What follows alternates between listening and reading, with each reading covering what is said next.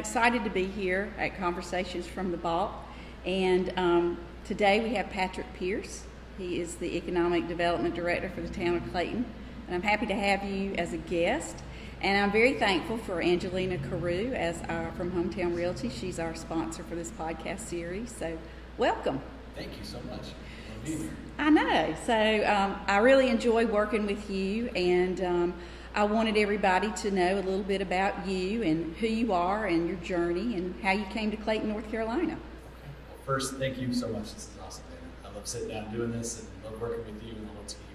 So this is great. So my journey to North Carolina, got here just over 3 years ago.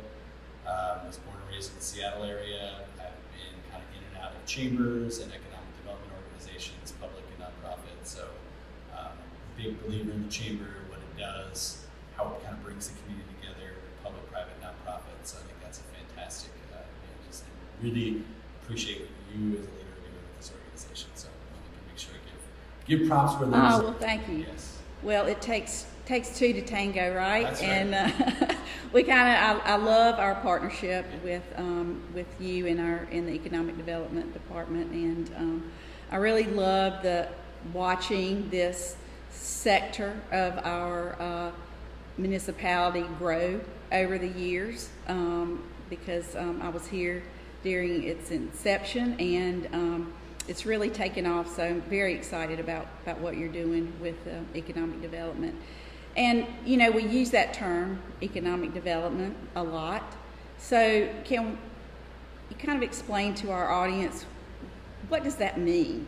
What is economic development? So I have one piece of paper in front of me for notes, and I'm going to use the definition by the International Economic Development Council. Perfect. So they are the ones that do the certified economic development program, which I'm a certified economic developer, something I got to get done a couple of years ago. Awesome, congratulations. Yeah, thank you. Yeah. So economic development is the intentional practice of improving a community's economic well-being and quality of life. It includes a broad range of activities to attract, create, and retain jobs, and to foster a resilient, pro-growth tax base and an inclusive economy. The practice of economic development comprises a collaborative effort involving industry, government, and a myriad of community stakeholders. And I think that's a really good definition and working definition. I think speaks to it. Economic development is a team sport. Yes. It really speaks to how many different roles there are, and I can certainly through my career have played and kind of jumped in and out of different roles of that, both at a regional level, at a chamber level, at an advocacy level. I mean, transportation policy, economic development, business retention, business attraction, all those different pieces, they all play a role in making the ecosystem work. Right. So let's dive a little deeper into that. So talk about that in terms of what's happening in the Clayton area. Yeah, okay. So, if you think about as a local economic developer, which is a different role than I played before, because I've done regional and I've done countywide and different pieces like right. that, and very specific to advocacy. But here, it's really about, and this is a pretty fairly common. You're dealing with business retention. Right. So, how do you keep the businesses you have? That's the, lowest, again, maybe not lowest energy, certainly lowest cost and highest impact economic development. Just keep the businesses you have. Exactly. Help them expand. And chamber's a big part of that because you're bringing those people together, right? You're right. pulling them in and giving them a platform to be able to communicate, to be able to work with each other, understand what's going on, and position themselves to continue to grow within the community. So, as local government, that's an important piece too. Have those relationships. Help them flourish, and certainly if someone's got a problem, they can come alongside with partners and figure out, is there a resolution to that problem? Right, exactly. And that's so that's one piece. There's business recruitment, so which is great in a growing community like this. We've got lots of opportunities and lots of people that want to be in Clayton, which is fantastic. Right. So that's going out to trade shows.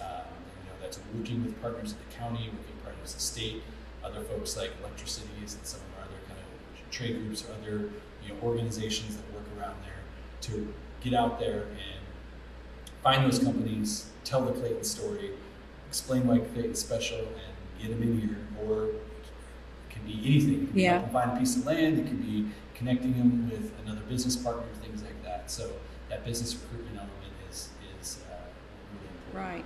That's one of the things I love about our partnership, yes. because We talked about chamber investors or members, and you sort of help in bringing those people to the chamber.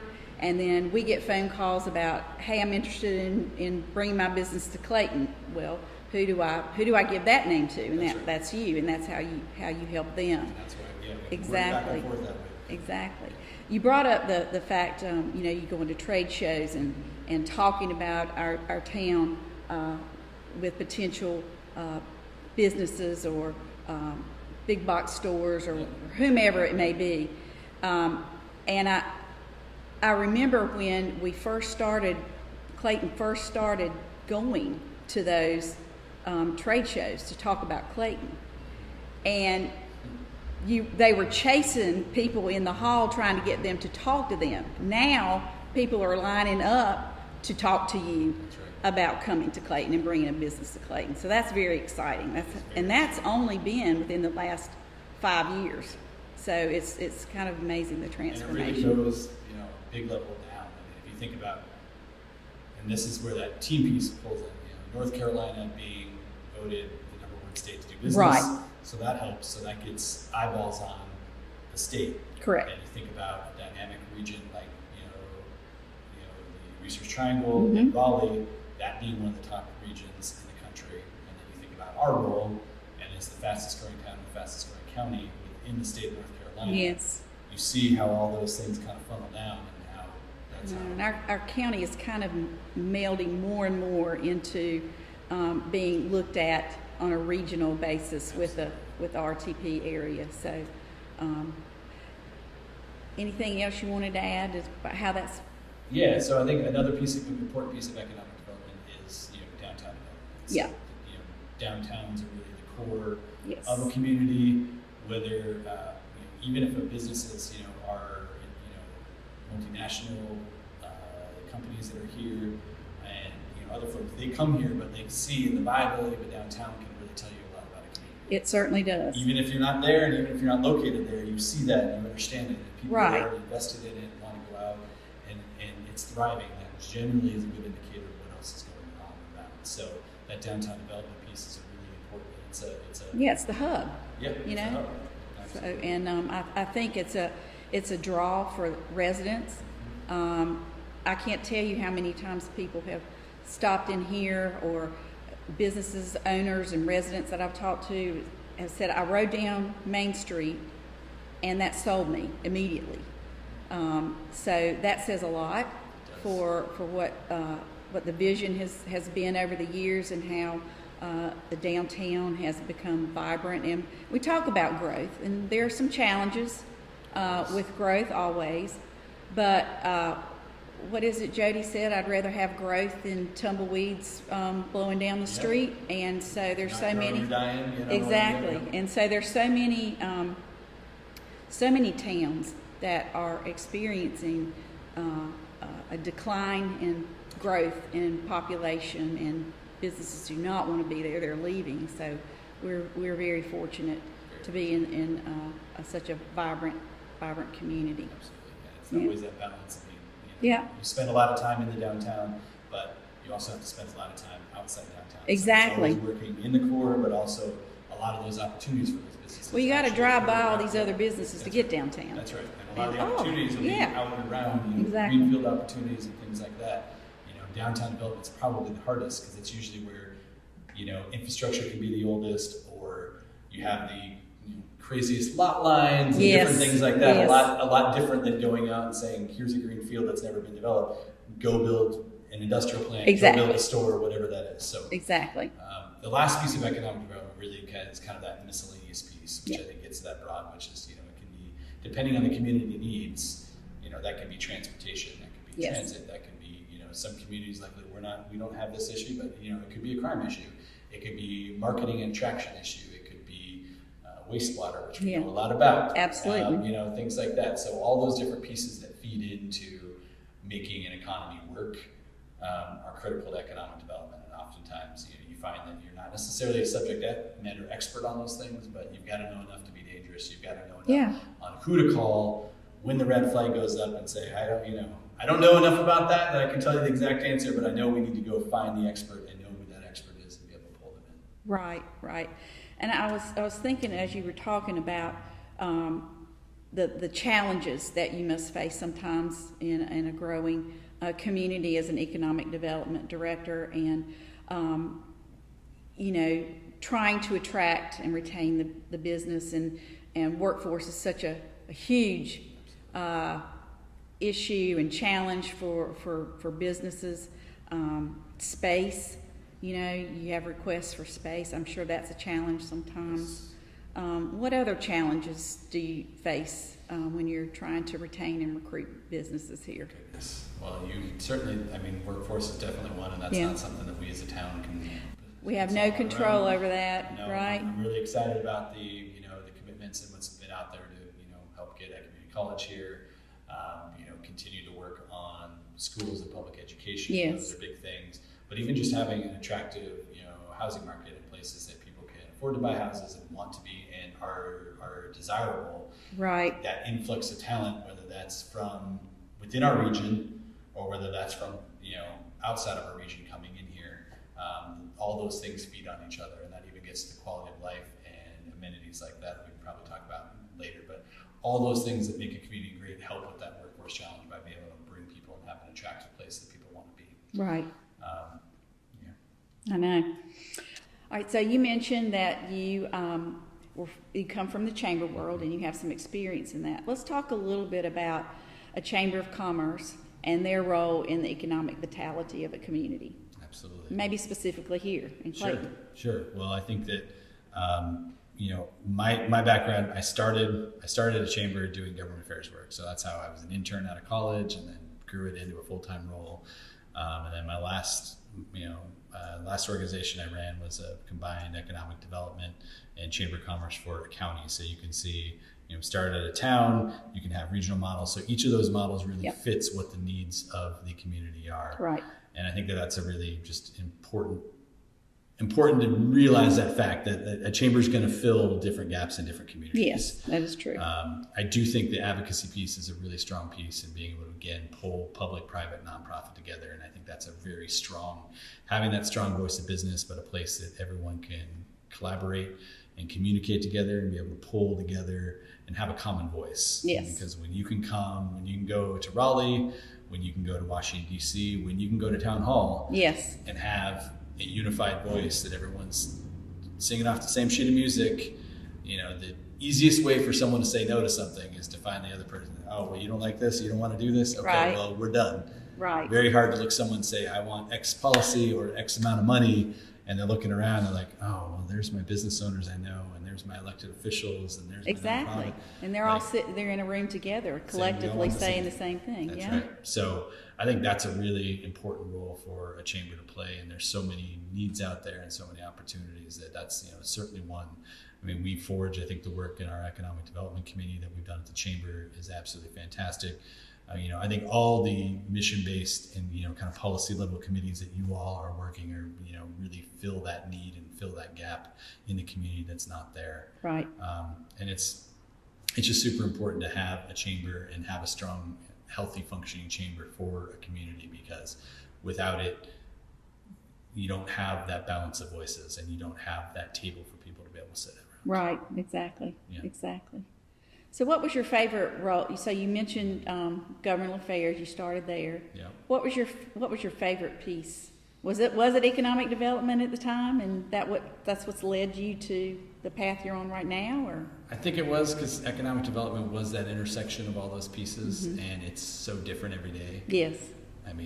Literally every day is, and within that day can be dealing with a granular piece of policy inside Town Hall, to working on a development project, to working on branding and marketing. I'm just thinking about my day now.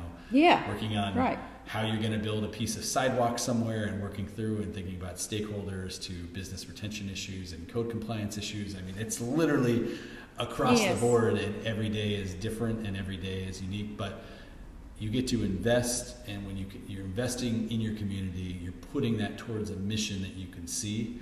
So totally, it's not some, yes. You can walk down the street and say, not just I did that, but we did that together. Yes. And we're making this place that we all call home better. whether it's bringing jobs here, keeping jobs here, making events happen, whether, all the different things that go into that, a policy, again, fixing a pothole. Yeah. That people have been complaining about. Those are exciting things. Our parking program.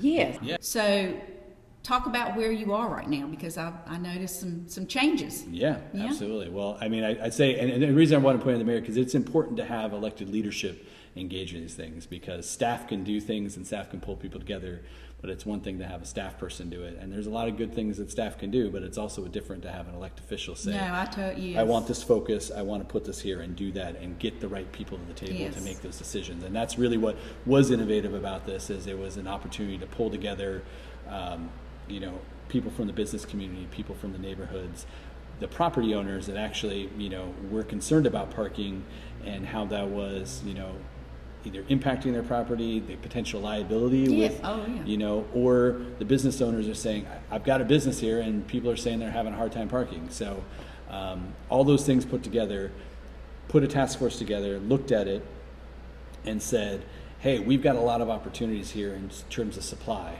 That supply just may not be used as efficiently as it could. Right. If you've got someone with a big parking lot, well, do they need to use all those spaces when people, frankly, are parking in some of those spaces already? Yes. If you've got a bank that closes down at 5 o'clock and you've got that's near a bunch of restaurants, that their main time is from 5:30 until 9:30 or 10 o'clock at night, and when their customers come in, is there a way to use those? So what we did is we worked together to create a lease agreement, work with property owners, and find a way to inexpensively meet their needs. So we're paying them a lease on it. They're getting liability, so they're on our insurance policy for the times that we're doing it. We mark those spots, we're advertising those spots, and it gives us an opportunity to really, we've added almost 100 parking spaces and 3 leases in downtown. And hopefully opportunity to, my goal would be to hopefully double that, add another 100 here in the next year, and really meet the needs of the property owners, the business owners, the visitors coming to town, and really make it's it a win-win. Yeah, exactly. Absolutely. We're on the same wavelength. Yeah, that's right. Shocking, I know. I know. And all right, so you touched on the rebranding of Clayton. So I sat in on the call. 16 years ago was when they branded Clayton, Clayton, and came up with the logo, et cetera, et cetera. A lot has happened here in 16 years. So I think it's a perfect time to have that conversation. And so talk a little bit about the plan moving forward for rebranding. So the rebranding is really, this comes out of our downtown strategic plan that the DDA is really, and the Downtown Development Advisory Board have helped to move forward. And it's really one of the first things out of there was creating a brand for downtown. Think Clayton has served us well and continues to serve us well, but really when that happened in 2007, there wasn't the downtown core that there is now. Yeah.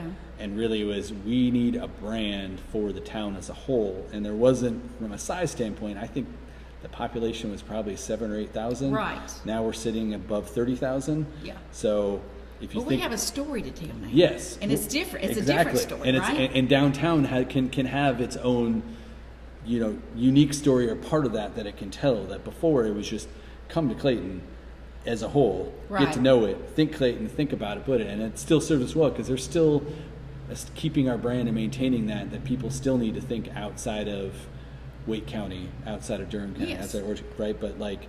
But as a downtown, we have a story to tell, and in working with our downtown advisory board, it was really important that they wanted to have that brand, and it was something that our consultant said that was one of the top things they said. You should really think about that, and it's a way for businesses and organizations to start thinking about how we can brand our events together, how we can pull those things together. So instead of being dispersed, put some of those under one umbrella and be able to market those things together. It doesn't mean trying to take anyone's credit or take over an event. It's just like, if you can put one consistent brand in front of people, that's going to be more effective, and that's where a lot of towns, I think, have succeeded. So this is about telling that story, moving downtown forward, and creating some identity there.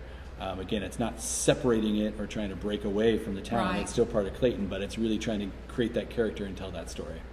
And I think it's going to be, I'm really, really excited where that's going, and we should be able to roll some of that out here soon. So we had our first look behind the curtain today at What It, and I think it's going to be a really cool brand and something we can all get excited about. That's exciting. So let's touch a little bit on our amenities that we have here. Parks, trails, nightlife, that kind of thing is a true draw. I feel like that we're bringing in a younger crowd. Yep. Downtown is so vibrant, and then I'm seeing the residuals of that branching out to the businesses that surround downtown. Yep. And so talk a little bit about the trail and the parks, and let's touch on the amenities a little bit. Yeah, well, parks, I mean, several years ago, the citizen of Clayton passed a parks bond. They've been working, the town staff has been working really hard. Municipal Park is fantastic. If you haven't been out there, you got to check that out.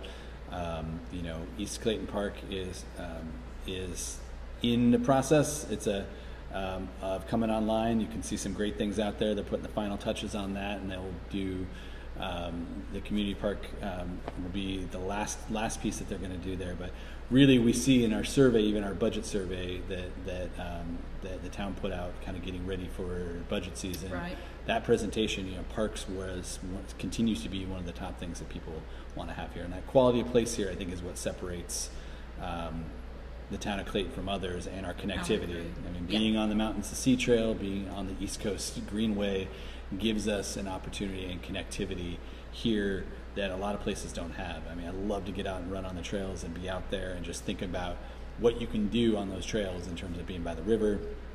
The mountain biking trails in the Williamson Preserve that are right off the Greenway are fantastic to get out on, and that's an amenity that I think people are really starting to understand, like how cool that is to have a dozen miles of trails back there. And I love them in the seasons. I mean, I get out there and just, it's something that I miss or something I don't miss, something that's cool about Carolina is you've got 4 seasons. Right, sometimes. Well, more so than in Washington, where you have right. And even you get out on the trails there, they're evergreen forests. Right. Oh, yeah, okay. They always look the same, which is cool. Yeah.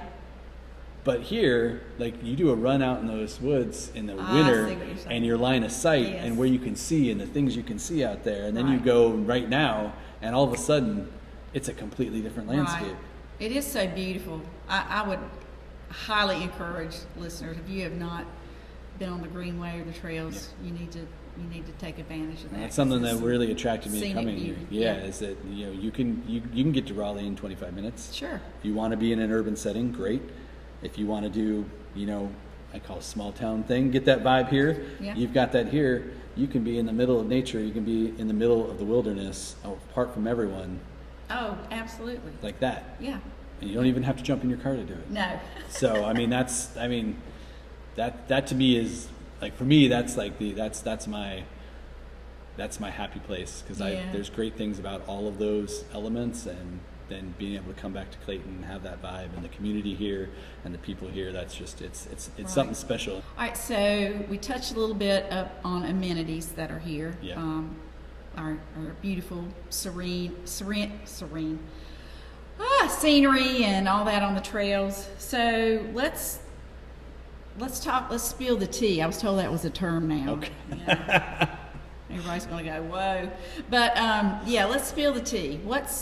What's happening? What's new to the area? Okay. The fun stuff.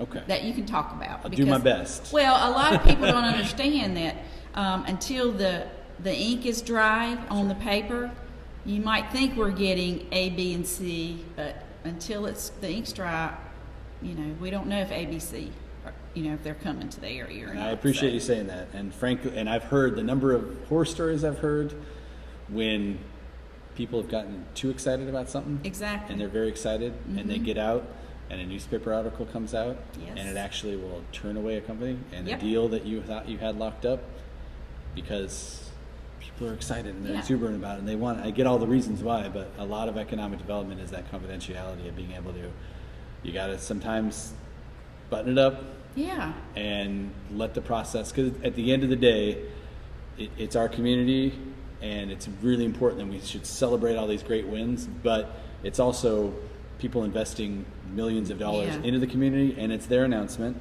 and they want to be able to control and talk about that. So working together to make sure that announcement comes out at the right time, and all those things are set the right way, I think is important. So, it is important. It is important.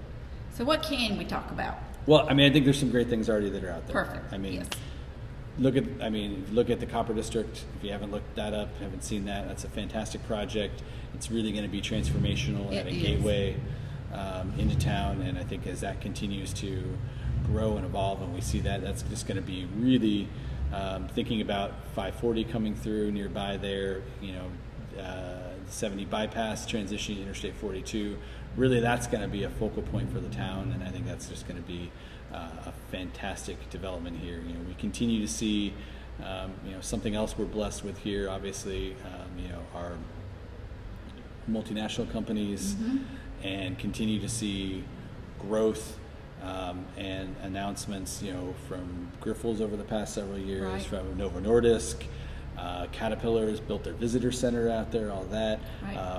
Bayer is actually rebranded themselves and spun out a company, so they're now in View. Okay. And that's all focus here, and actually Clayton is a large part of their portfolio in terms of the work that they do out of that company. So headquartered out of Cary, and large facility here, and that I think we're well positioned there. I think for that company as well. So cool announcements there.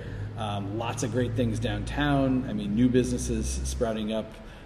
New things in the work. Great to see the last few buildings and storefronts that don't have things in them. There's people working them every day. Yes. And cool things to come on that, and cool announcements coming on those. So just lots, the level of activity and the level of plans and projects and ideas that people are coming up with and wanting to invest in. We have businesses walk in every day and say, I'm getting ready to open up, and here's what we're doing, and we want to make sure that we get connected, and it's just a great thing.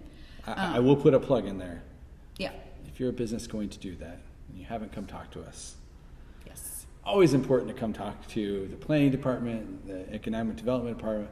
Come talk to one of us, because there are proper ways to sequence things that are going to make that are going to make your life a lot easier. Those are the businesses I send your way. Yes, these exactly. These are ones that are already. The ink's already dry. That's right. Yeah, no, I mean, there's some. I was like, some people come in. I'm like, I wish before you bought that property or before you did X, Y, and Z that you would have come and talked to us. So, when you're clear. And there's a as huge to what, education piece in that, and to follow the process. Yeah. And it eliminates a lot of headaches. It does. If you find out what you're supposed to do and do your due diligence before you actually purchase something. So that's very important. Yeah. Sometimes the process seems like a headache, but trust me, it's a lot less of a headache. Yes. You can have a headache or you can have a migraine. So right, exactly. When we all do our best to try and not make it a headache, but I realize the process, if you're not used to it, can seem overwhelming, but better than getting it over your head. Well, I appreciate you joining me today. It's always a pleasure. Always. And I think we could probably do a follow-up on this anytime in the next few months, because there's always something to talk about about Clayton. And so I'll have you back if you will be willing to come and anytime. sit. All right. Well, thank you so much. It's Friday. Yes. Let's have a great weekend. I'm about to go get out on the trail right now. Yeah, awesome. Okay. Well, thank you, Patrick. Thank you, Dana.